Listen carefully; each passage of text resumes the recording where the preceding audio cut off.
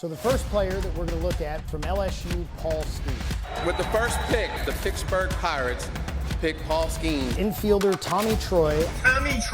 Next up, we got Matt McLean. Nolan Shanuel. Chase Dolander. Matt Shaw. Bryce Rain. Ethan Schiefelbein. This is the most polished left-handed pitcher we've seen in the... Here's the really interesting thing about that. Okay, everybody, it's that time of year again, and we're getting ready to do our 2025 MLB Draft breakdowns. We've got some exciting players to discuss, and I'm excited to get after it. Listen, there is a lot of talent in this year's draft. There's a lot of talent in every year's draft, and sometimes there's more of a clear consensus than others. This year, you have a lot of talented players, and no one, it seems, has really taken that leap to be the consensus 1-1. But to me, the fact that Seth Hernandez is not being talked about more is ridiculous. And when you start to look at the mock drafts, people have him going, third, they have him going fifth, they have him going eighth. Everybody's scared to put him at that 1-1 slot. I'm telling you right now, Mike Rizzo, if you're watching this, if you're listening, you're the Nationals GM, if you're looking for an arm and you look somewhere else, how are you going to go somewhere else? And then in 3 days, when you're looking at your model over here, another team got a better prospect than you did, and you had the opportunity.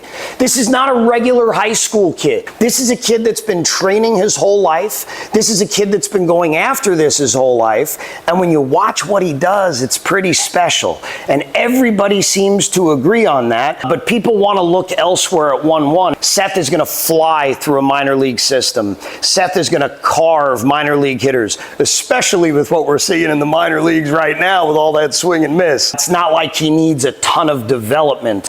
He's a savage on the mound. He's a savage competitor. 4+ pitches, moves are clean, arm is clean, and he's got a really incredible future ahead of him. All right, so now let's take a look at Seth's mechanics, okay? This is from 2024 over the summer, right? This is from Area Codes.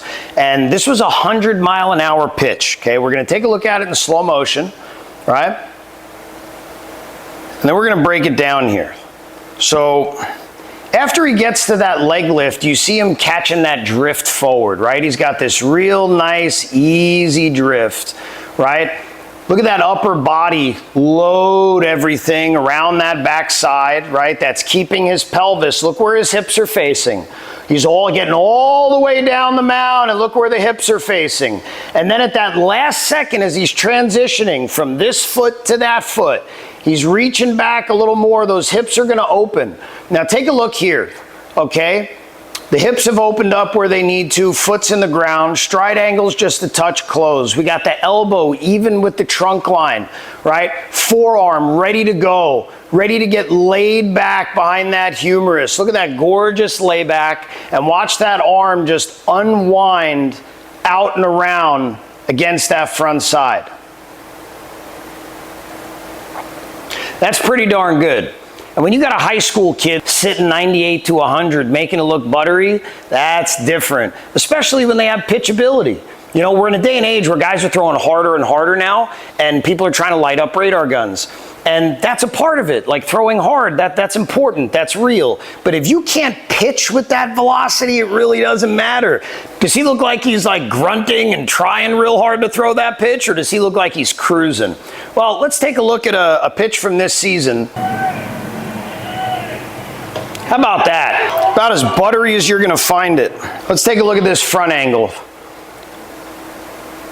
Nice and easy, cruising down the mound, right?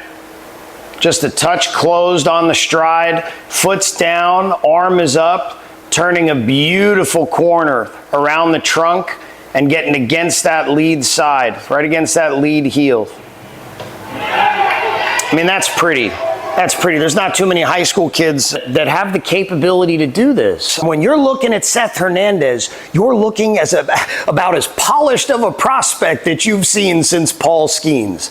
And I know this and can say this because I've trained and worked with both of them. He's worked with lots of other people. I'm not standing here claiming him. I'm just telling you I know him. And that is a dog. And if you watch video of him pitch, that is about as effortless as you're going to see 98 miles an hour come out of a high school kid's hand.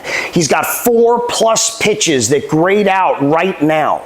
I mean, the stuff is electric. The delivery is really, really clean. There's a lot of really incredible things happening there. Paul wasn't here until he got to his freshman year of college. It wasn't until his freshman year of college when he started getting up into that 97, 100 mile an hour range. Seth was there his sophomore year of high school. I think he was up to 98. Junior year summer, he's sitting 98 to 100 at a whole bunch of events, but he's not trying for it. He's pitching. He's moving clean, trying to execute pitches, and he's sitting at those velocities with 4+ pitches. Now, what's really interesting about it is you could have a player like Seth Hernandez, who's a high school right-handed pitcher, and before the draft in the model, it's going to knock him because he's a high school right-handed pitcher.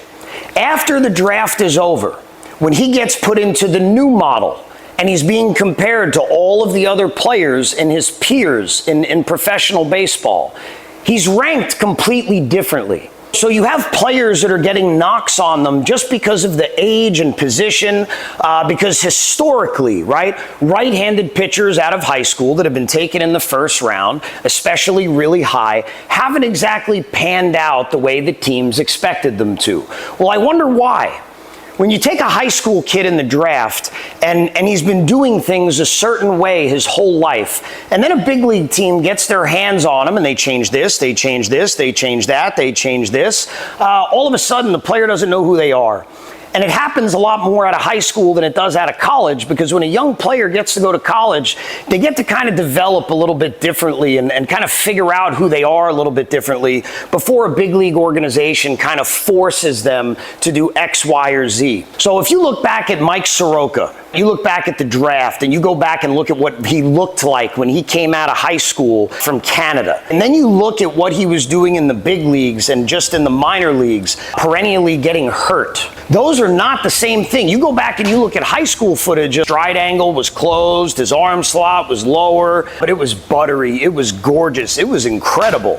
And then you watch it by the time he gets to the big leagues, and the arm's all the way up here, the stride's out here, and he looks nothing like what he did when he was young. That's why these pitchers don't work out of high school. I really don't understand how there is not way more talk. Like, I'm looking at a mock draft yesterday, it says Seth Hernandez about 5% possibility. That is insanity. That is pure insanity. At the end of the day, there's never been a high school right-handed pitcher taken 1-1. And I think it's about time that changes. If it is going to change, that's the guy that should change it. If you're looking for an arm, for me, this is a no-brainer at 1-1. And the fact that he's a high school right-handed pitcher shouldn't matter.